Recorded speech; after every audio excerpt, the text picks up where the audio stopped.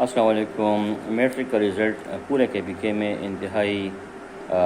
خراب نکلا ہے۔ اسٹوڈنٹس نے میجورٹی اسٹوڈنٹس نے اچھے مارکس نہیں لیے ہیں۔ کچھ اسٹوڈنٹس نے اچھے مارکس ضرور لیے ہیں، لیکن وہ جینیس قسم کے اسٹوڈنٹس ہر جگہ موجود ہوتے ہیں، لیکن یہ جو جنرل رزلٹ ہے وہ بہت ہی خراب ہے۔ اور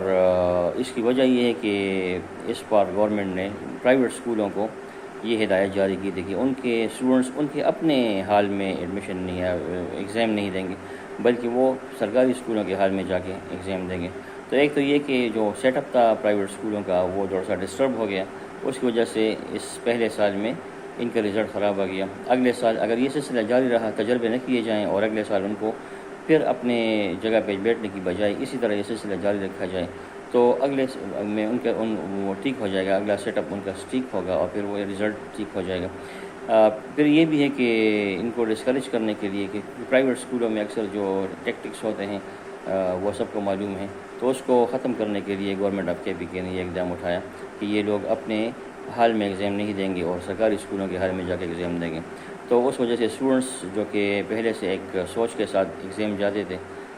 کہ ہمارے اپنے ٹیچرز ہمارے ساتھ ہیلپ کریں گے، تو وہ ان کی وہ خواہش پوری نہیں ہوئی اور رزلٹ خراب ہو گیا۔ پھر دوسری بات یہ کہ اس بار گورنمنٹ آف کے پی کے نے اور اسپیشلی مردان بورڈ نے یہ اعلان کیا تھا کہ نقل کی روک تھام کی جائے گی۔ مردان بورڈ میں secondary education and intermediate board نے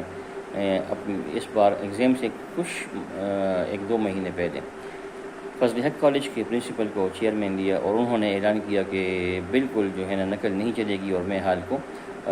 سخت چلیں گے۔ ان کی اس بات کو اسٹوڈنٹس نے مذاق میں اڑایا کہ ہو ہی نہیں سکتا، کیونکہ اسٹوڈنٹس تو ہر سال نقل کو اپنا حق سمجھتے ہیں، لیکن چیئرمین صاحب نے کر دکھایا اور سارے حالس میں اس طرح نقل نہیں ہوئی۔ پورے مردان بورڈ کے ساتھ اٹیچ اسکولوں میں ان کے حالوں میں وہ نقل نہیں ہوئی جو کہ ہر سال ہوتی رہتی ہے،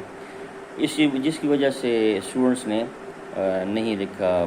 پیپرز میں، بہت کم لکھا یا کچھ نہیں لکھا۔ اور اس کا اندازہ مجھے اس طرح ہوا کہ میں نے خود ڈیوٹی کی مردان بورڈ میں as a head examiner paper checking کے دوران، تو مجھے خود اندازہ ہوا کہ اسٹوڈنٹس نے پیپرز میں بہت سو نے کچھ نہیں لکھا، بہت سو نے بہت کم لکھا ہے۔ تو اس وجہ سے بھی مردان بورڈ کے چیئرمین نے چونکہ یہ کر دکھایا کہ نقل کی روک تھام ہو سکتی ہے، یہ ممکن ہے، پاسبل ہے، اور انہوں نے کر دکھایا، تو اسٹوڈنٹس جو کہ ہر سال اسی امید پہ آتے ہیں کہ 100% نقل کی امید میں آتے ہیں، کتاب کو ٹچ ہی نہیں کرتے، تو وہ اس پیپرز میں خراب ہو گئے۔ تو پھر مردان بورڈ کا رزلٹ جو ہے نا آئی تھنک کہ اور بھی خراب ہے، 42% یا 43% 9 کا ہے اور 60-65% 10 کا پاس پرسنٹیج ہے۔ تو اس سسٹم کو ٹھیک کرنے کے لیے ایسے اقدامات ضروری تو ہیں، لیکن اس کا پھر تسلسل ضروری ہے۔ اب اگر مردان بورڈ کے چیئرمین کو ہٹایا جائے کہ آپ کا رزلٹ خراب آ گیا ہے اور اگلا چیئرمین آ کر پھر وہی پرانی چیزیں اس کو بحال کر دیں، تو پھر یہ سسٹم ٹھیک نہیں ہوگا۔ اس طرح گورنمنٹ آف کے پی کے بھی اگر اس طرح یہ